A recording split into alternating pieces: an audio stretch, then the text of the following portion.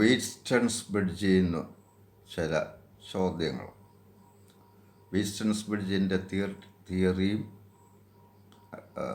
ക്വസ്റ്റ്യൻസും ഒക്കെ നേരത്തെ പ്ലേലിസ്റ്റിലുണ്ട്, അത് കാണാൻ ശ്രമിക്കുക. Find the value of the unknown resistance X shown in the figure when the bridge is balanced. ഒരു വീറ്റ്സ്റ്റൺസ് ബ്രിഡ്ജ് ഇത് ബാലൻസ്ഡ് ആണെന്ന് പറയുന്നുണ്ട്.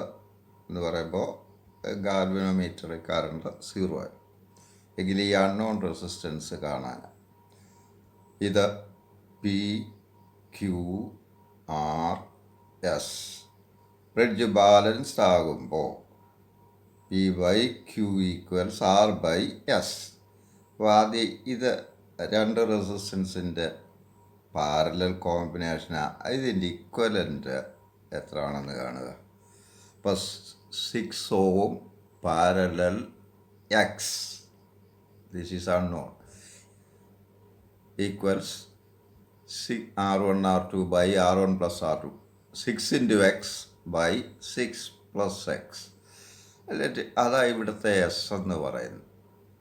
അപ്പോൾ ബാലൻസ്ഡ് ആയിരിക്കുമ്പോൾ P by Q equals R by S, from which S equals Q into R by P. That is S equals 4 into Q എന്ന് പറഞ്ഞാൽ ഇവിടെ 4 P Q. അപ്പോൾ 4 into 10 P Q R, 10 by P. P is 8. It is 5 ohm. അതെടുത്ത് ഇവിടോട്ട് substitute ചെയ്യണം. അപ്പോൾ 6x by 6 plus X എന്ന് പറഞ്ഞാൽ 5 എന്ന് കിട്ടും. So 6x by 6 plus x equals 5, or 6x equals 30 plus 5x, from which x equals 30 ohm. That is the answer.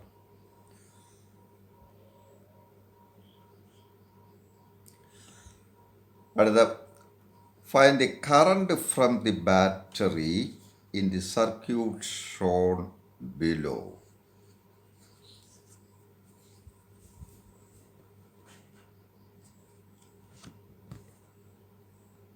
ഇവിടെ ബാറ്ററിയിൽ നിന്നുള്ള കറണ്ടാണ് കാണേണ്ടത്. ഇത് പി ക്യു ആർ എസിൻ്റെ സ്ഥാനത്ത്, ഇത് ഗാൽവനോമീറ്ററിൻ്റെ സ്ഥാനത്ത് ഇവിടെ 0 റെസിസ്റ്റൻസ് പാത്ത് കാണിച്ചിട്ടുണ്ട്. അതിനെ ഷോർട്ട് എന്നാണ് വിളിക്കുക. 0 റെസിസ്റ്റൻസ് ഉള്ള കണക്ഷനെ നമ്മൾ ഷോർട്ട് ചെയ്യുക എന്ന് പറയും, ഷോർട്ട്. അപ്പോൾ അത് സ്ട്രെയിറ്റ് ടൈം വരച്ചാൽ കാണിക്കത്തുള്ളൂ. ഈ കണക്ഷൻ വയറെല്ലാം ഷോർട്ടുകളാണ്. ഈ കാണുന്നതൊക്കെ ഷോർട്ടുകളാണ്. 0 റെസിസ്റ്റൻസ് പാത്തിനെയാണ് ഷോർട്ട് എന്ന് വിളിക്കുന്നത്. ഷോർട്ട് ഇവിടെ ഉള്ളത് കൊണ്ട് ബാറ്ററിയിൽ നിന്നും വരുന്ന കറണ്ട് മറ്റൊരു ഭാഗത്തോട്ടും പോവില്ല. റെസിസ്റ്റൻസ് 0 ഉള്ള പാത്തെ കറണ്ട് തിരഞ്ഞെടുക്കൂ. അപ്പോൾ ഈ ബാറ്ററിയിൽ നിന്ന് വരുന്ന കറണ്ട് മുഴുവൻ ഈ ഷോർട്ടിൽ കൂടെ കടന്ന് തിരിച്ച് ബാറ്ററിയിലെത്തും. അപ്പോൾ ഈ റെസിസ്റ്റൻസ് എന്നും ഫലപ്രദമല്ല സർക്യൂട്ടിൽ. അത് ഇനാക്റ്റീവാണ്. അത് നോക്കുകയേ വേണ്ട. ഷോർട്ടിൻ്റെ സ്ഥിതി നോക്കിയിട്ട് ബാറ്ററിയുടെ 2 ടെർമിനലിനും ഇടയ്ക്ക് ഷോർട്ട് എവിടെ വന്നാലും ആ ഷോർട്ടുള്ള പാത്ത് മാത്രമേ തിരഞ്ഞെടുക്കാവൂ. ബാക്കിയുള്ള റെസിസ്റ്റൻസ് എല്ലാം ഇൻഎഫക്റ്റീവ് ആകും. അപ്പോൾ ഇവിടെ ഓംസ് ലോ അപ്ലൈ ചെയ്യണോ? I equals EMF by total resistance. EMF 10 volt.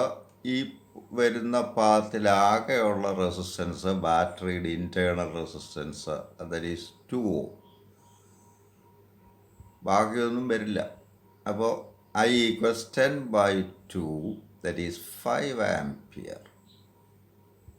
അതാണ് ഇവിടുത്തെ ആൻസർ. ഇനി മറ്റേതെങ്കിലും ഒരു ബ്രാഞ്ചിലെ കറണ്ട് ചോദിക്കുകയാണ് 0. ഈ ഷോർട്ടിൽ കൂടെ ഇപ്പോൾ കറണ്ട് ഉള്ളൂ. Another one. It is advisable to introduce an adjustable shunt resistance S across the galvanometer when you use Wheatstone's bridge for measuring unknown resistance. Why? ഇതാണല്ലോ വീറ്റ്സ്റ്റൺസ് ബ്രിഡ്ജ്. ഇവിടെ ഈ ഗാൽവനോമീറ്ററിന് ഇത് അൺനോൺ റെസിസ്റ്റൻസ് അളക്കാനാണല്ലോ ഉപയോഗിക്കുക. ഇതിപ്പോൾ ഒരു അൺനോൺ റെസിസ്റ്റൻസ് ആണെന്നിരിക്കട്ടെ. ഈ ഗാൽവനോമീറ്ററിന് പാരലായിട്ട് ഒരു ഷണ്ട് റെസിസ്റ്റൻസ് ആവശ്യത്തിന് കണക്ട് ചെയ്യാനോ ഡിസ്കണക്ട് ചെയ്യാനോ പറ്റുന്ന രീതിയിലുള്ള ഒരു ഷണ്ട് റെസിസ്റ്റൻസ് കണക്ട് ചെയ്യുന്നത് നല്ലതാണ്. എന്താ കാര്യം എന്നാ ചോദ്യം. അങ്ങനെ ഗാൽവനോമീറ്റർ വളരെ സെൻസിറ്റീവാണ്. വളരെ ചെറിയ കറണ്ട് മതി അതിൽ ഡിഫ്ലക്ഷൻ ഉണ്ടാകാൻ, ഫുൾ സ്കെയിൽ ഡിഫ്ലക്ഷൻ ഉണ്ടാകാൻ. അപ്പോൾ പ്രിലിമിനറി ഇപ്പോൾ ഇവിടെ ഈ വേരിയബിൾ റെസിസ്റ്റൻസ് അഡ്ജസ്റ്റ് ചെയ്യാനുള്ള അറേഞ്ച്മെൻറ്റിലുണ്ട് ബാലൻസിൽ കൊണ്ടുവരാനായിട്ട്. പിയും ക്യൂവും ഒക്കെ അഡ്ജസ്റ്റബിൾ റെസിസ്റ്റൻസാണ്. അപ്പോൾ അത് അഡ്ജസ്റ്റ് ചെയ്ത് ഗാൽവനോമീറ്ററിലെ കറണ്ട് 0 ആക്കുക എന്നല്ലോ ബാലൻസ് ചെയ്യുക എന്ന് പറയുമ്പോൾ. അപ്പോൾ ഈ പ്രിലിമിനറി അഡ്ജസ്റ്റ്മെൻറ്റ് നടക്കുന്ന സമയത്ത് ഈ ബിക്കും ഡിക്കും ഇടയ്ക്കുള്ള പൊട്ടൻഷ്യൽ ഡിഫറൻസ് ബാലൻസ്ഡ് ആകുമ്പോൾ ഇത് തമ്മിലുള്ള പൊട്ടൻഷ്യൽ ഡിഫറൻസ് അങ്ങ് 0 ആകും. അല്ലെ ഈ രണ്ട് കോയിൻസ് ഈക്വൽ പൊട്ടൻഷ്യലാകുകയും ഇതിലെ കറണ്ട് 0 ആകുകയുമാണ്. അപ്പോൾ ബാലൻസ് ചെയ്യുന്നതിന് എക്സ്പെരിമെൻ്റ് തുടങ്ങുമ്പോൾ പ്രിലിമിനറി അഡ്ജസ്റ്റ്മെൻറ്റ്സ് നടത്തുന്ന സമയത്ത് ബിക്കും ഡിക്കും ഇടയ്ക്കുള്ള പൊട്ടൻഷ്യൽ ഡിഫറൻസ് സാമാന്യം കൂടിയിരിക്കും. ഇത് ഗാൽവനോമീറ്ററിൽ കൂടെ ശക്തിയുള്ള കറണ്ട് ഒഴുകാൻ ഇടയാക്കുകയും അതിന് ഡാമേജ് ഉണ്ടാകുകയും ചെയ്യാം. അപ്പോൾ ഇനിഷ്യൽ സ്റ്റേജിൽ പ്രിലിമിനറി അഡ്ജസ്റ്റ്മെൻറ്റ്സ് നടക്കുമ്പോൾ ഗാൽവനോമീറ്ററിൽ കൂടെ ഹൈ കറണ്ട് കടന്നു പോകാൻ സാധ്യതയുണ്ട്. അപ്പോൾ ആ സമയത്ത് ഷണ്ട് ഉപയോഗിച്ചാൽ ഗാൽവനോമീറ്ററിനെ പ്രൊട്ടക്റ്റ് ചെയ്യാൻ കഴിയും. ബാലൻസ് അടുക്കുന്ന സമയത്ത് സൂചി ഏതാണ്ട് 0 ഡിഫ്ലക്ഷൻ ഒക്കെ കാണിക്കാറാകുമ്പോൾ ഈ ഷണ്ട് അങ്ങ് വിഡ്രോ ചെയ്യാം.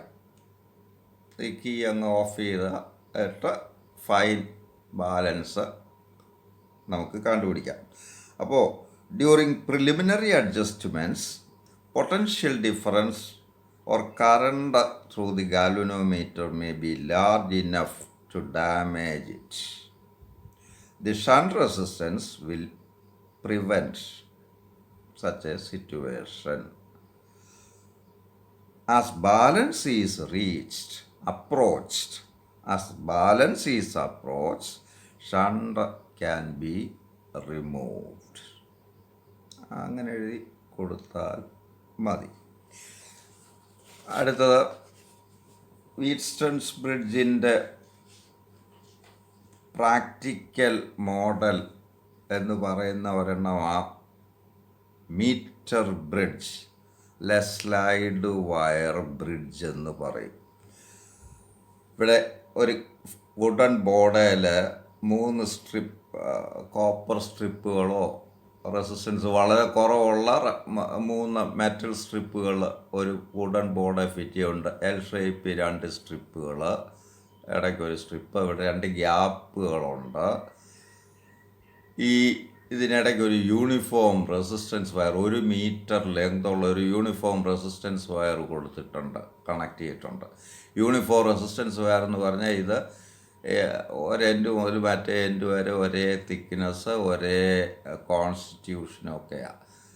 റെസിസ്റ്റൻസ് പെർ യൂണിറ്റ് ലെങ്ത് ഒരുപോലെ ഇരിക്കണം. ഇതിൻ്റെ ഏത് ഭാഗം എടുത്താലും ഒരേ ക്രോസ് സെക്ഷൻ ഏരിയ, ഒരേ resistance per unit length.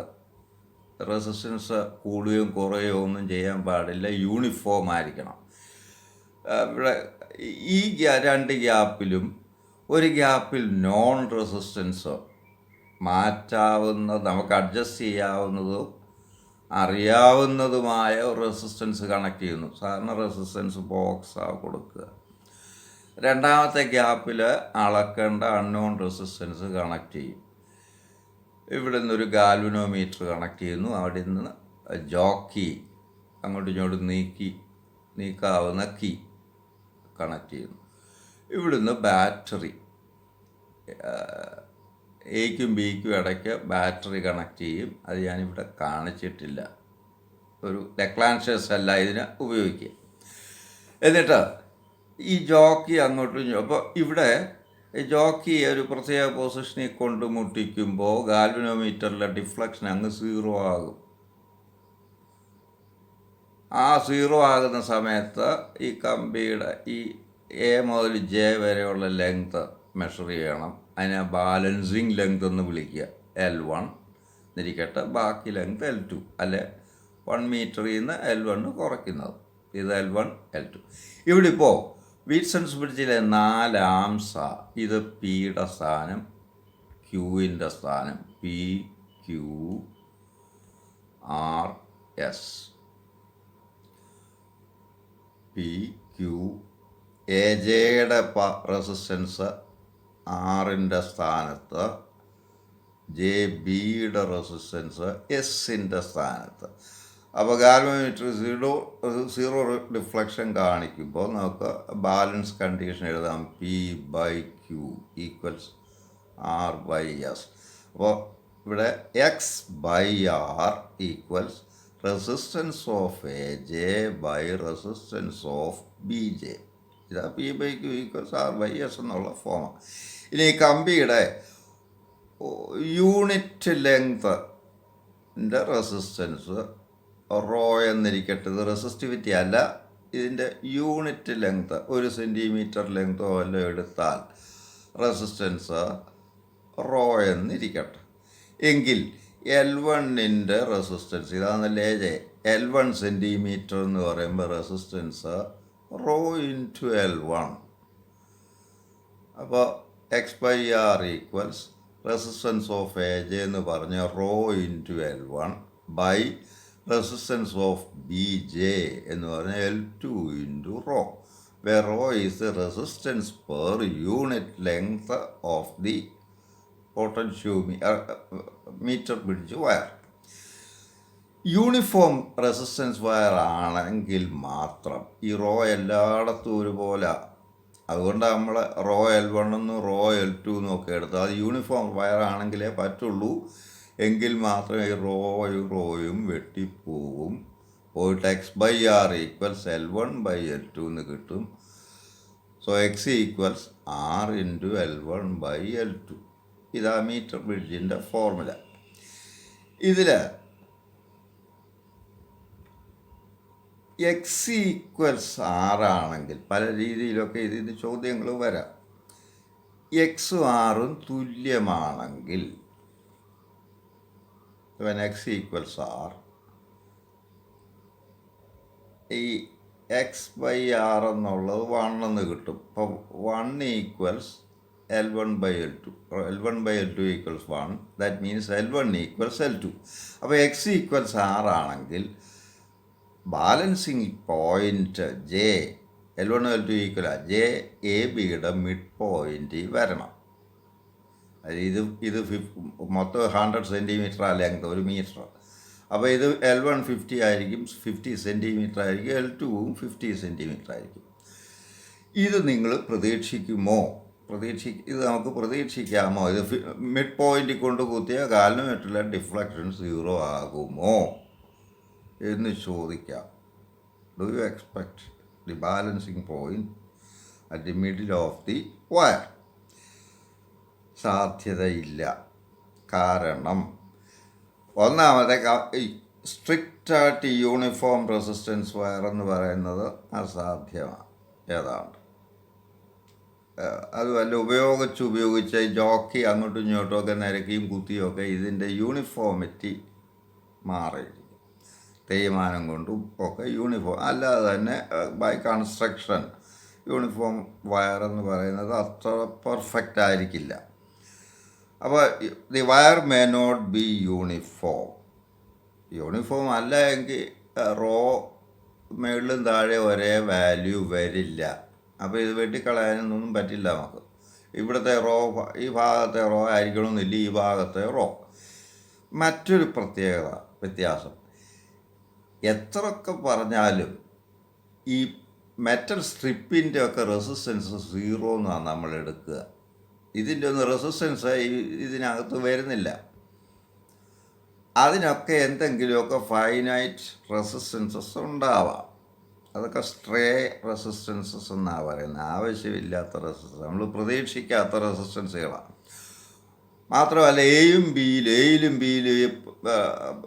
കമ്പിയുടെ 2 ends ഇവിടെ സോൾഡർ ചെയ്ത് കൊടുത്തേക്കുക ഈ മെറ്റൽ സ്ട്രിപ്പുകളിലോട്ട്.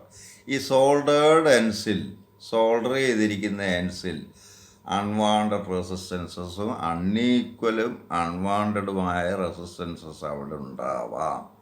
ഇങ്ങനെയുള്ള ഡിഫക്റ്റുകളൊക്കെ ഉണ്ടാവാമെന്നതുകൊണ്ട് തന്നെ balancing length L1ഉം L2ഉം equal ആയിരിക്കണമെന്നൊരു നിർബന്ധവുമില്ല.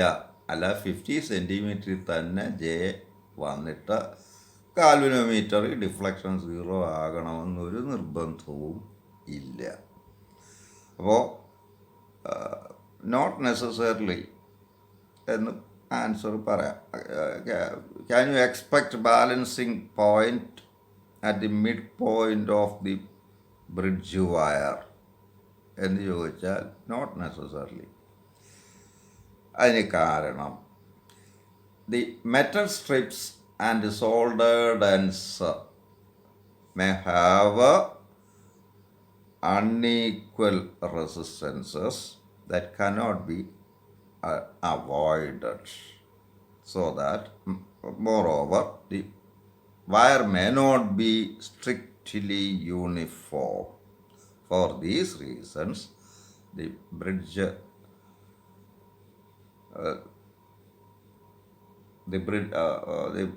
balancing point may not be at the midpoint of the wire. Thank you.